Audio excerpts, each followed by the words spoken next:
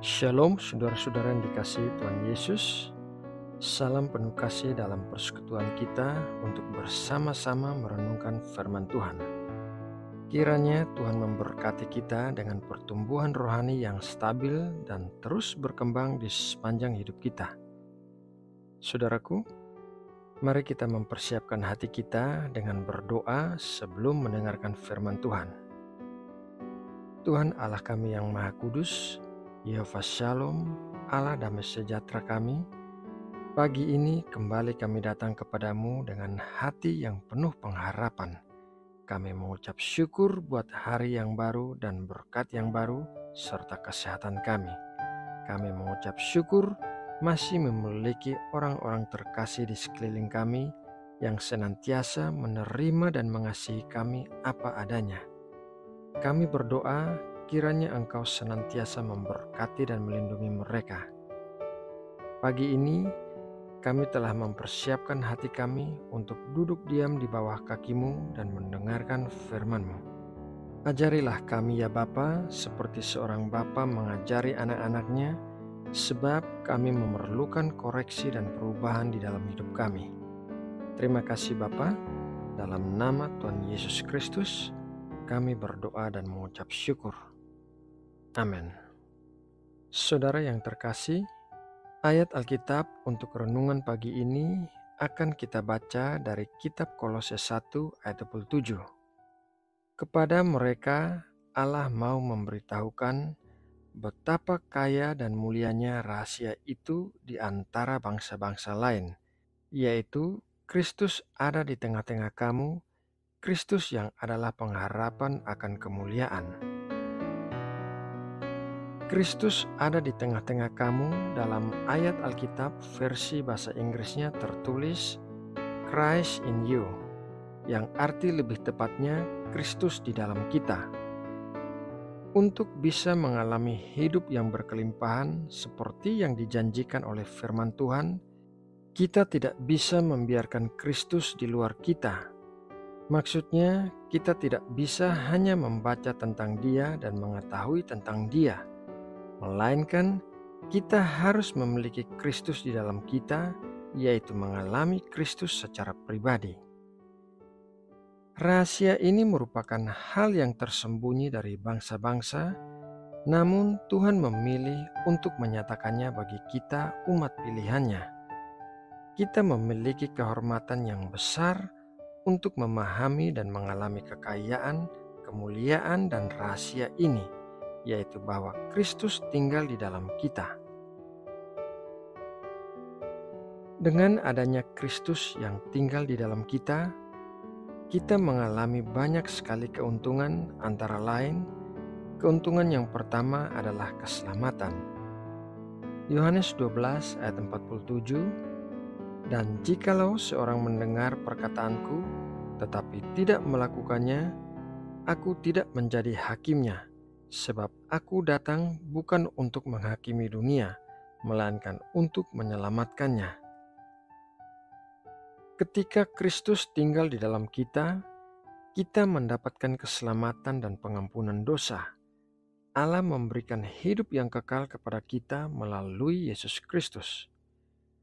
Keuntungan yang kedua adalah kekuatan dan pembaharuan. Yohanes 15 ayat 5, Akulah pokok anggur dan kamulah ranting-rantingnya.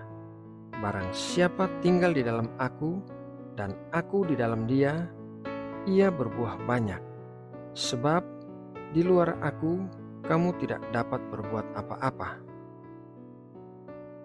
Kristus memberikan kekuatan kepada kita untuk menghadapi tantangan hidup dan memperbaharui hati dan pikiran kita. Keuntungan yang ketiga adalah kehidupan yang berkelimpahan. Di dalam Yohanes 10 ayat 10, pencuri datang hanya untuk mencuri dan membunuh dan membinasakan. Aku datang supaya mereka mempunyai hidup dan mempunyainya dalam segala kelimpahan. Kristus memberikan kehidupan yang berkelimpahan dan memberkati kita dengan anugerah-Nya.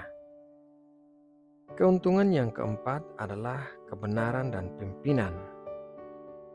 Yohanes 16 ayat 13, tetapi apabila Ia datang, yaitu Roh kebenaran, Ia akan memimpin kamu ke dalam seluruh kebenaran.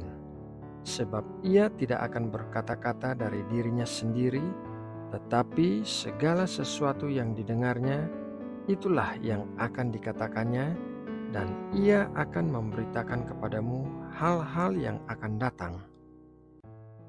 Ketika Kristus tinggal di dalam kita, Dia memberikan kebenarannya kepada kita dan memimpin kita dalam jalan yang benar.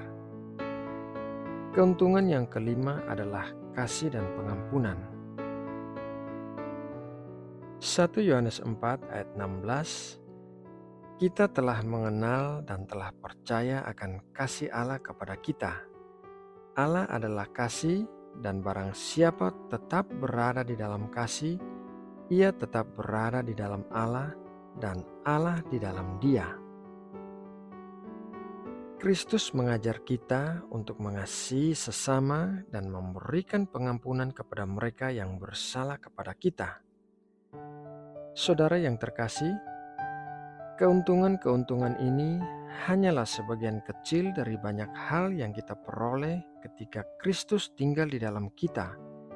Kristus adalah sumber kehidupan dan kebenaran yang memberkati kita dengan segala sesuatu yang kita butuhkan untuk hidup yang berarti dan penuh sukacita.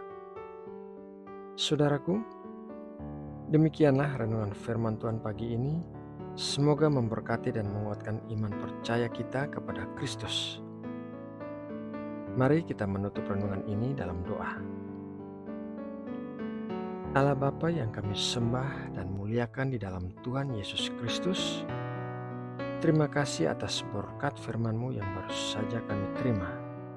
Engkau telah mengingatkan kami tentang keuntungan-keuntungan yang kami peroleh karena Kristus tinggal di dalam kami. Kami sungguh bersyukur karena rahasia ini tersembunyi bagi bangsa-bangsa, namun Engkau telah berkenan menyatakan kepada kami. Ya Bapa, sebentar lagi setelah kami selesai berdoa, kami akan memulai aktivitas kami. Kami berdoa meminta tangan-Mu menopang dan menolong kami dalam segala sesuatu yang kami lakukan di sepanjang hari. Dan kami juga memohon perlindungan-Mu memagari kami dan meluputkan kami dari hal-hal yang jahat. Jauhkanlah kami dari pencobaan-pencobaan yang bisa membuat kami terjatuh ke dalam dosa. Terima kasih ya Bapa. Kami membawa juga bangsa Indonesia dalam syafaat kami. Kiranya tangan-Mu memberkati dan melindungi Indonesia.